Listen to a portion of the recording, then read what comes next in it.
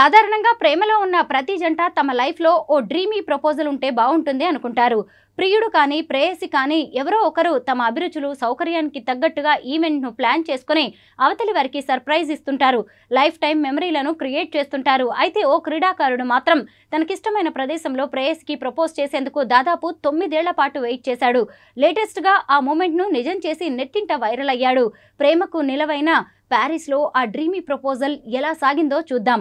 అర్జెంటీనాకు చెందిన handball star Pablo సిమోనెట్ మహిళల field hockey క్రీడాకారిణి మరియా పిలార్ కాంపోయి లవ్ స్టోరీ దాదాపు 9 ఏళ్ల క్రితం మొదలైంది. 2015లో ఓ స్పోర్ట్స్ ఈవెంట్లో ఈ ఇద్దరు తొలిసారి మీట్ అయ్యారు. తొలి చూపులోనే ప్రేమలో పడ్డారు. నెమ్మదిగా వీళ్ల స్నేహం కాస్త ప్రేమ బంధంగా మారింది. అయితే కొంతకాలం తర్వాత తమ ప్రేమను సోషల్ మీడియా వేదికగా ఈ జంట రివీల్ చేసింది. 2016 రియో ఒలింపిక్స్లో తమ క్రీడల్లో పాల్గొని ఇద్దరు సత్తా చాటారు. ఆ తర్వాత ఇప్పుడు ఈ జంటకు ప్యారిస్ ఒలింపిక్స్లో మరోసారి కలిసి పాల్గొనే అవకాశం దక్కింది. దీంతో ప్రేమకు చిహ్నమైన ఈ నగరంలో ప్రేయసికి తన మనసులోని ప్రేమను చెప్పాలనుకున్నాడు.